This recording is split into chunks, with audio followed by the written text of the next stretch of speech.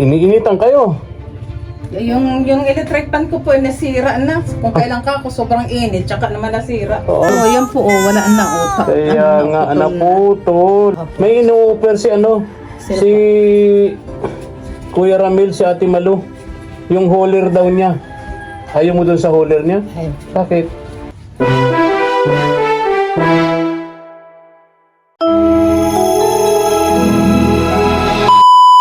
Subscribe to my channel. Good morning, ang mapagpalang umaga po sa ating lahat, mga katuwang.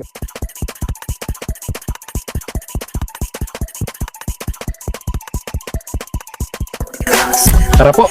Salamat po. Na, huling gabi ngayon ang lamay kay Tay Tomas. Bukas ihahatid na siya sa huling hantungan. Ay, Mirna! Tuloy na po. Oy, salamat. Tuloy na ako, ha? Opo, opo. Iniinitan kayo. Yung electric fan ko po ay nasira na. Kung kailan ka ako sobrang init, tsaka naman nasira. Oh, Na ano na po ang ano nito. nag-retire na.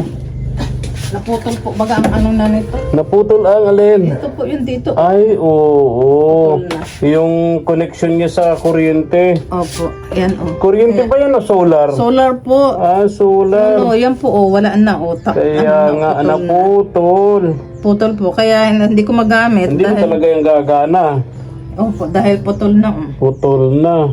Kaya kung kailan ka akong na sobrang init, tsaka naman Oo. Ka naman bumigay. opo. Ay, Sabi ko, pambihira. sa kanino ko yan ipapaayos. Hindi ko alam kung sino nag-aayos ng mga ganyang solar. Mga sa solar. Oo. Kaya, sa paypay na lang. Iniinitan Paypay. kayo. Mainit. Minsan po, pag Lalo, ako, itong bahay niyo, walang kisame, mababa lang. Talagang para kayong nasa loob ng sardinas niyan. sabi ko, pag inaanohan nga po ako, iniinit ako masyado ito, naalis ako. Napunta ko dyan, sa kabila, dyan ako Yung sa lugar ni Namalo, ang ganda. Nasa puno. Dyan ako nagpapalipas ng... Ang ganda nung Dyan din po sa may ano dyan, sa kabila. Asya? Ano po, May presko lilim din, may mga puno din, ano? Maano ang hangin. Mapresko. Opo. Yan ang kagandahan sa may mga puno talaga. Pagka ganitong summer, masarap sa pakiramdam yung namamayo ka sa puno, no? Magtatambay ako doon sa balkon at maano po mahangin. Oh. Sisira-sip-sip ng ice candy. Wow, talaga ah. Oh, kumain na kayo, Nanay Mirna? Kumain na po. Nasadya ako rito. Sabi ko, daanan kita rito kasi di ba ngayon yung huling lamay, no? Opo, Ni mamaya. Tatay Tomas. Gayak nga ako, mamaya po, gayak na nga po ko yung susot ko, yung Ano yung susuot mo mamaya? yun po, yung pinang po. Yun, yun. Bukas po Oo. ng paglibing, yung bestidang puti. Ang libing bukas din. Opo. So, ang mangyayari pala, makikipaglamay kayo mamayang gabi, diretso na sa libing. Kasi Opo. kung babalik-balik kayo, mahirap yun. Hindi po. Hindi po So, pupunta kayo mamaya. Ano po ma-service pati po si Pastor Ador. Ah, oo.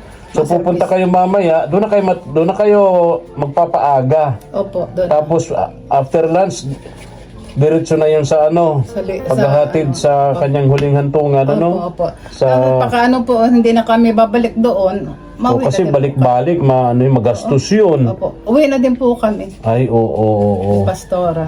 Oo. Ano po. So, Sabi ko nga- mamaya ka palang makakapunta doon, ano? Sabi ko nga, kung hindi alas 4, kahit alas 5 po. Oo naman, oo. At ano naman, di na naman kami babalik. Oo naman, tama naman yun. Kahit paggabi pa, Opo. di ba? Tama po mga alas 5. Alas 5, alas 6, di na wala ng init. Opo. Di ba? Opo. Mga alas 6, mas maganda kung alas 6 eh. Naman presko na. Presko na Hindi na mainit. Hindi na. Magdamag naman kayo doon, nagpapaumaga pa kayo. Opo. Yun na nga O, po. matutuwa yun kung Yun na nga po ang balak ko. matutuwa yun si Tay Tomas, no?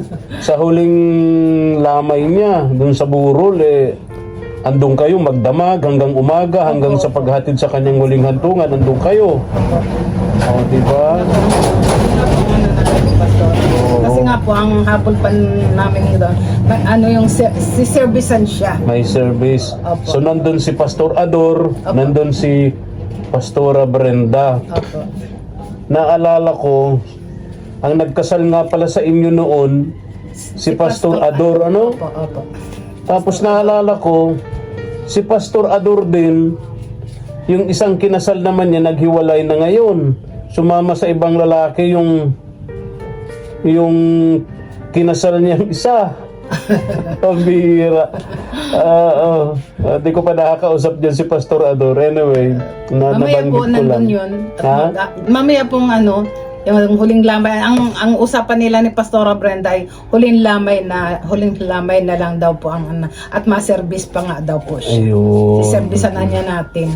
Sabi Very gano'n. Kaya dapat po talaga andun kami mamaya at huling sulyap na sa kanya. Oo. Pag naihatid na siya sa huling hantungan, wala na. Oo. Wala na.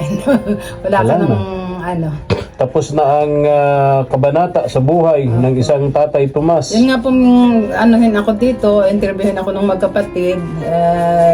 Ang sabi sa akin, sabi ko, para sa akin, kabit, ganon. Mas, ano ko na kinuha na siya ng Panginoon kisa doon sa, makikita mo siya, naahawa ka lang. Kasi, hindi na siya nakakalakad. Wala ng boses. Nandun na lang siya sa isang tabi, dinuduhulan ng pagkain. Kaya sabi ko, para sa akin yan, mas mabuti na rin yung Practical ba? No? opo, umano na siya, kung ano yung kalooban na ni Lord, ano na yung plano ni Lord sa kanya, ay siya na nga po yun. Yun na po. Tama ka naman dyan, Nanay Mirna. Talagang pag nakita mo naman si Tay Tomas talaga, Opo. maawa ka talaga. Una, may edad na, walang kamag-anak, may kapansanan, tapos may sakit. Wala, halos hindi na halos gapang na, pagapang na siyang kumilos, payat na payat, tapos wala nang ang boses, no? Opo, lumabog na yung boses. Kaya sabi ko, kung mas nakakawa kung pagpapara, tingnan mo siyang ganun siya. Alam mo, natutuwa ako kasi bilang ganti doon sa pamilyang nag-aruga sa kanya, yung bahay niya ibinibigay niya doon sa anak nung nag-aaruga sa kanya, sina ano ba yun? Agnes ba yun? Agnes Oo. po. May anak siyang may asawa, doon nihabilin ni Tatay Tomas yung bahay niya. Nakapagsalita pa naman po. Opo, yung huling vlog namin sa kanya, nagsalita siya. Tinanong ko nga kung kanino niya ibibigay yung bahay niya. Sinabi niya na doon sa anak ni Agnes. Yung pamilyang nag-aruga sa kanya doon. Opo. Nakakatuwa doon kasi sinuklian naman niya.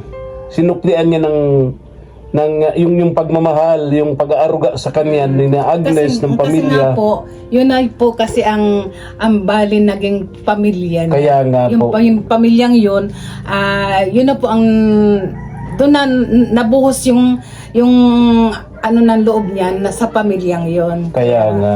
Sabi nga nung ni Nanay Delia, bata pa lang daw si Tay Tomas, nandun na sa kanila yun. Buhat na maglayas sa pamilya. Naglayas pala yun si Tay Tomas. Sa pamilya niya napadpad kina Nanay Delia. Yung palang istorya nun. Doon nga po halos doon na nga po siya naging yung Parang yun na yung kapamilya niya. Opo, Oh. yung pamilya niya. Ngayon yatang gabing, may darating na kapamilya si Tay Tomas. Yung yatang kapatid o pamangkin. May pamangkin po. Alam ko yan na may pamangkin yan. Oo. Pamilya yata na darating. Yung isang kapatid niya, nakita ko na po yun. Yung lalaki, pumunta na po yun ng Mantigbi. Noon, nung sasama pa kayo. Opo, nakita ko na po yun. Ah, Tsaka alam ko na may pamangkin naman. May Okay. pamangkin naman. Pero hindi talaga nila, wala na silang pakialam, kay Tatay Tomas, Opo. Wala silang pakialam. Wala, Pero noong daw pong maaksidente yon, pinulot daw po yan, walang malay. Nagkamalay na lang po sa Lourdes Hospital. Tapos nung maaksidente po siya, sinagot naman po nung naka-aksidente sa kanyang kumpanya. Oo. Tapos paglabas po niya, binigyan pa siya. Ah. Ngayon po, nang bigyan si Tatay Tomas ng ng pera, kinuha siya ng kapatid niya. Kinuha siya ng kapatid niya, doon siya sa kapatid niya. Inalaga-alagaan siguro siya ng kapatid niya. Ganun po. Anong maubos na yata yung pera, yun.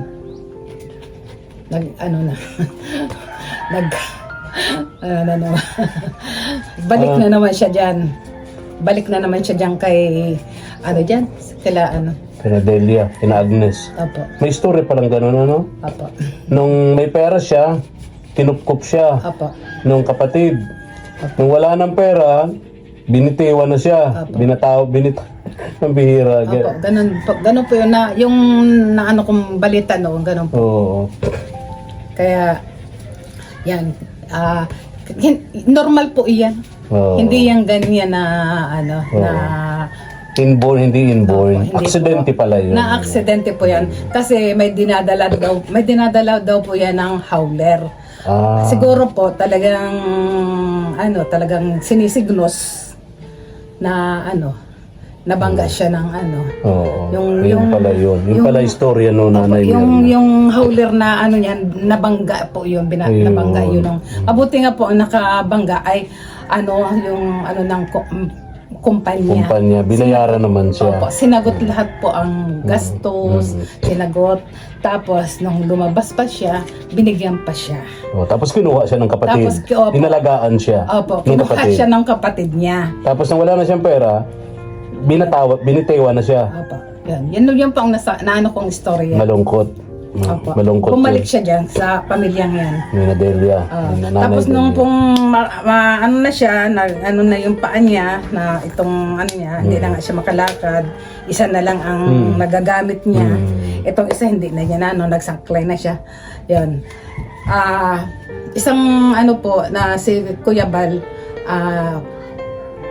napalamyerda po dyan sa sa Mantigbe. Napalamyerda si Kuya Bal. Ngayon, lumapit siya kay Kuya Bal, humingi siya ng tulong. Kaya po siya ni Kuya Bal. Kaya, tapos pinag-love team kayo. Pinag-love team kayo, na-develop ka. Siya naman po. Okay. Kasi nasa din kasi ako noon nasa gipit na kalagayan din ako noon. Dahil nung Gipit na kalagay. Pabira. Ibig sabihin yung relasyon ninyo, Kasi po, panahon na hindi gipit po. na gipit ka, kumbaga, Hindi. kapit sa patalim, ganon. hindi, nung po kasi yung time na yun, naguguluhan din po ang isip ko. Oo. Kasi po nung mamatay nga yung una kong naging Asawa. opo. Parang din po ang isip ko na kaya yun po. Ayun. Ano po ako sa kanya. Kapit sa patalim pala. Nasa gipit kang kalagayan. Pabira si Nanay Mirna. Nakadalwa ka na. Nanay Mirna. 2 beses ka nang nabiyuda.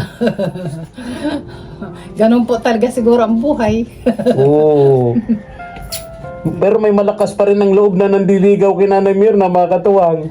Oo. Kung iba-ibang lalaki, matatakot. Nakadalwa na si Nanay Mirna, 2 biyuda na. 2 beses ka nang nabiyuda, Nanay Mirna.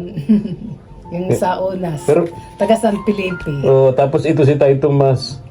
Pero malakas ang loob pa rin nung nandiligaw sa'yo, no? Sabi nga nila, ay wag nang matatlohan. Wag nang matatlohan. Malakas ang loob nung nandiligaw sa'yo ngayon, Nanay Mirna. Ngayon nga po, pong nag-ano, kaya lang, ayun, hindi na po ako wala na po, ang isip ko po wala na sa wala na po, wala nang ayaw ko na po. Wala ka nang kiliti sa ganyan. Ayaw ko na po. Oo.